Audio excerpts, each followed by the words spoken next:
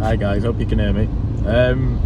Today I just thought I would do a review of my daily run around car to you and me. Yeah, so I've got the privilege of having a couple of cars. So one's my weekend car, and this is the one that I drive back into to work.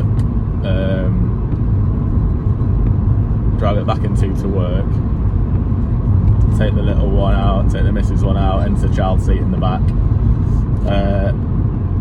Apologies for the shaky quality, I'm just doing this on my phone in the phone holder that I've got attached to my windscreen. But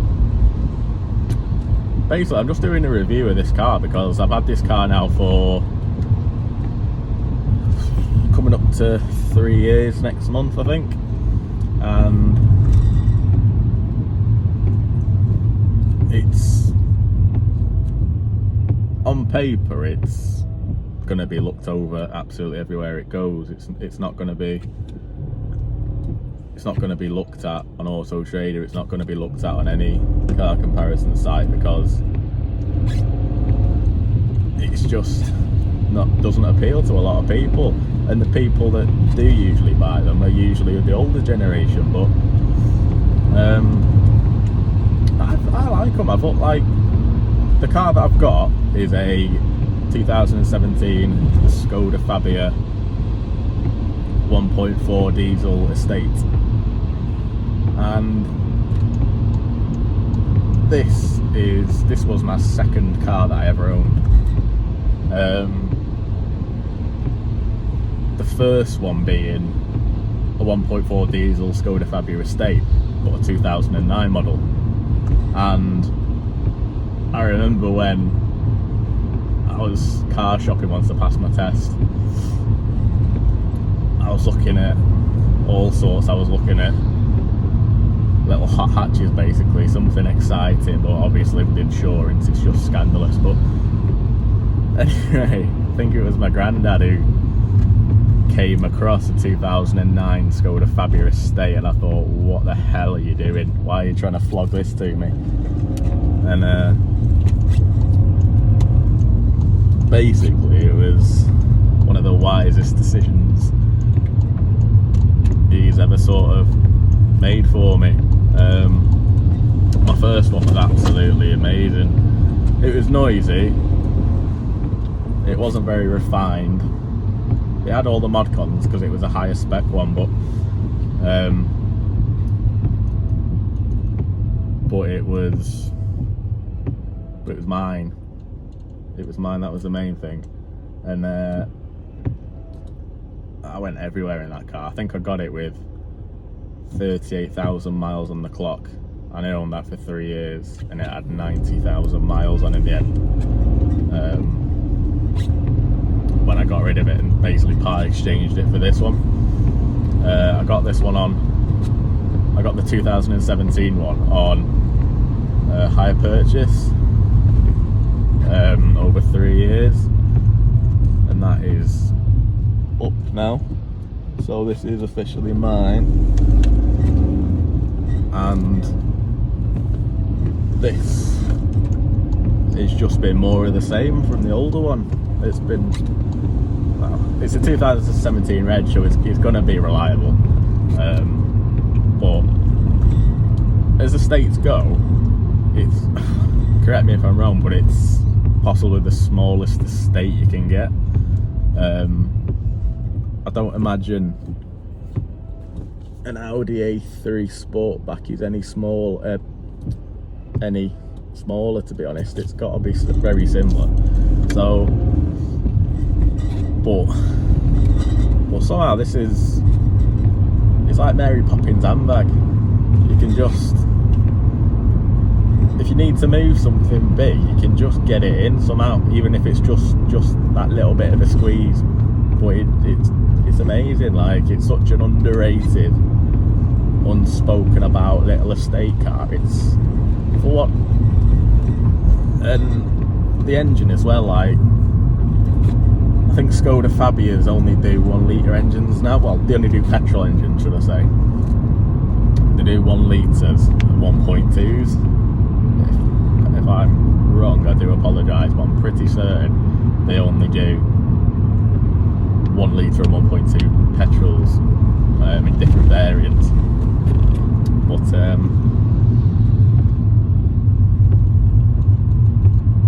I've always needed a diesel car because of the amount of miles that I usually do every year. And like I work about 40 miles away from where I live, so an 80-mile round trip for about half of the month, and I need a car that's good on fuel, and this car is pretty phenomenal on fuel, to be honest. I'll just say now, I do drive like a bit of a granddad at times because I like hypermiling.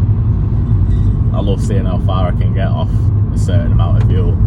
So I've lost track of the amount of times that I've been sitting on the motorway, sort of in between lorries in the slow lane, just trying to eke out that little bit more of a miles per gallon just to see what it can do.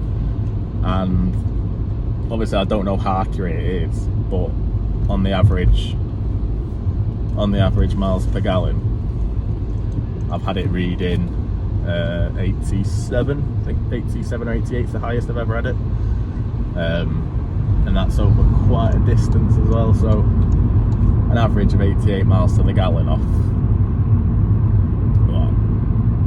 100-mile trip or something, whatever it was.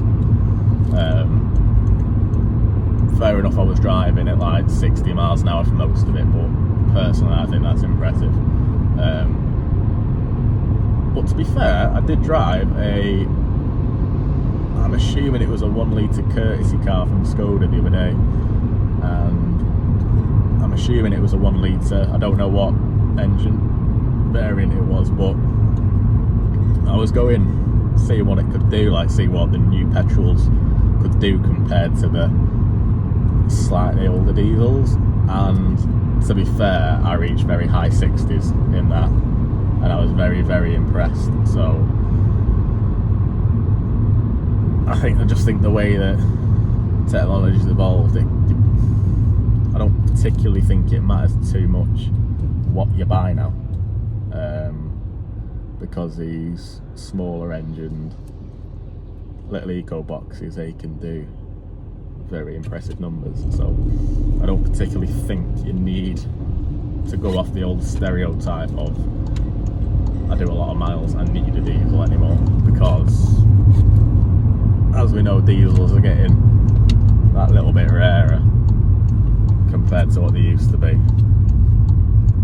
and eventually petrols will be, I suppose. But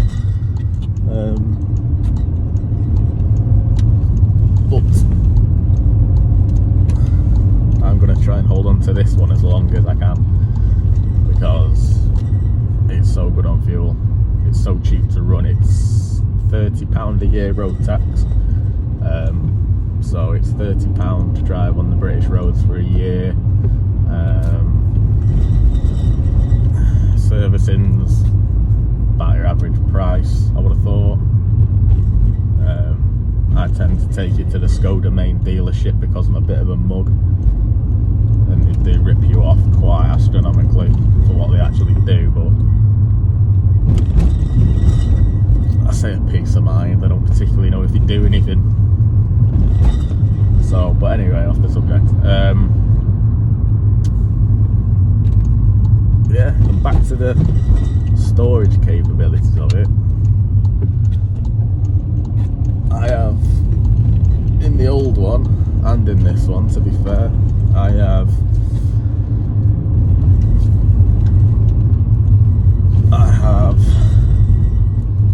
moved house twice purely using the car, because I wasn't old enough to rent out a van to hire. So needs must, so I had to use my car, and I've managed to get a fully built up wardrobe in the back of the car, albeit I had to move the passenger and driver's seat as far forward as it'd go. put the back adjustment quite far forward, so I drive like a grandma. But it did it. It just about fit a full size wardrobe in the back, fully built up. So, and this one has done a good few IKEA trips with very, very long items in. Same thing, I had to pull the seats forward and put the back adjustment as far forward as it will go, but nevertheless it has done it. So it's a bit of a, what do you call it, a bit of an unsung hero.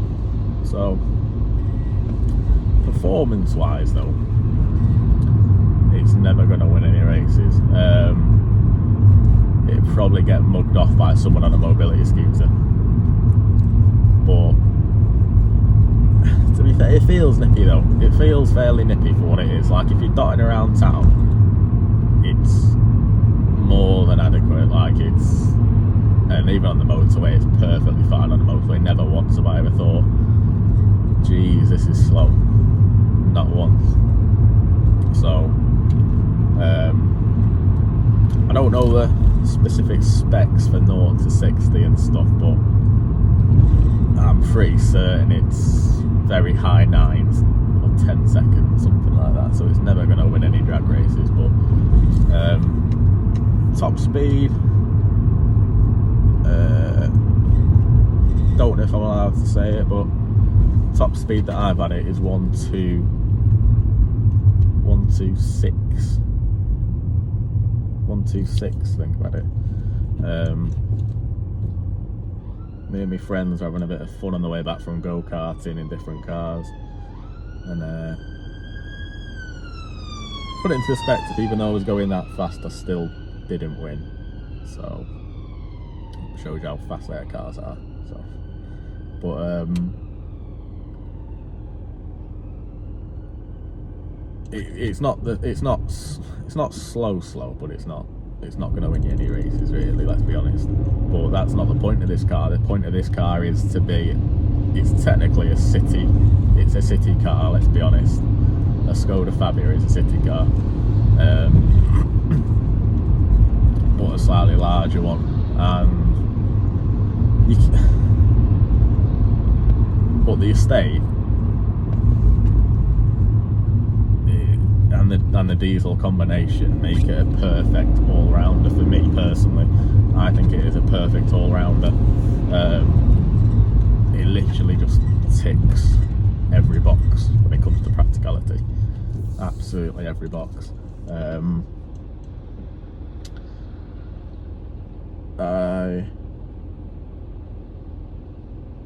What was I going to say now? Completely lost my train of thought now. I've just seen a taxi pull up to me and it took my mind off it.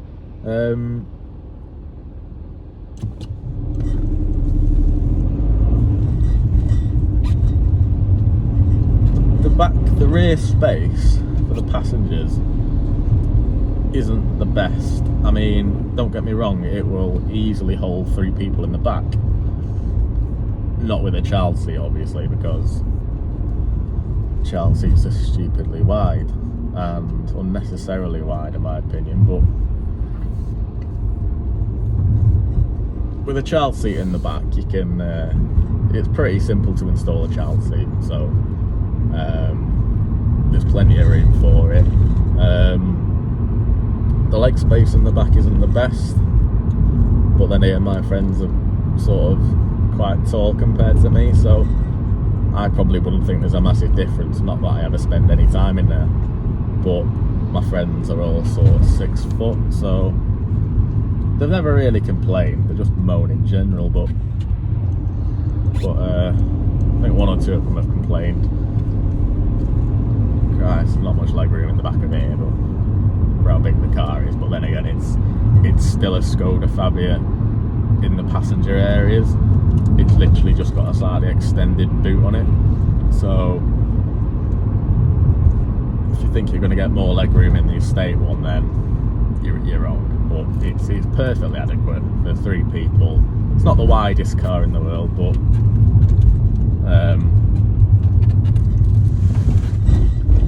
it's not the widest car in the world, but it will quite happily carry 3 kids. It'll carry 3 adults, but you might get a bit of moaning or jip from some of them, but who cares, eh? It's not you.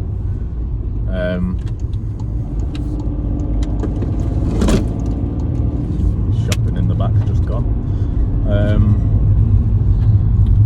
Yeah, so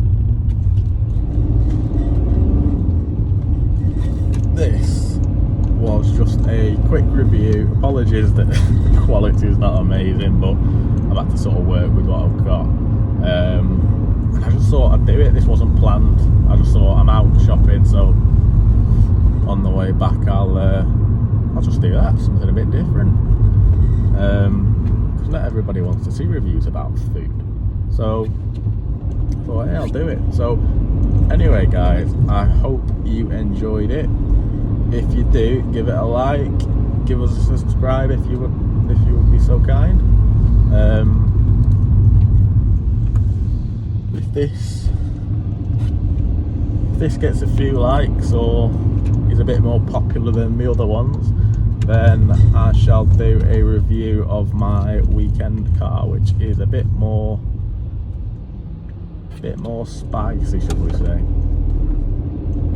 So anyway, guys, thank you for watching. Appreciate it if you've made it this far through. If you can understand, if you can put up with my monotone voice, but thank you so much if you've watched, and I will see you guys later. Thanks. Bye bye.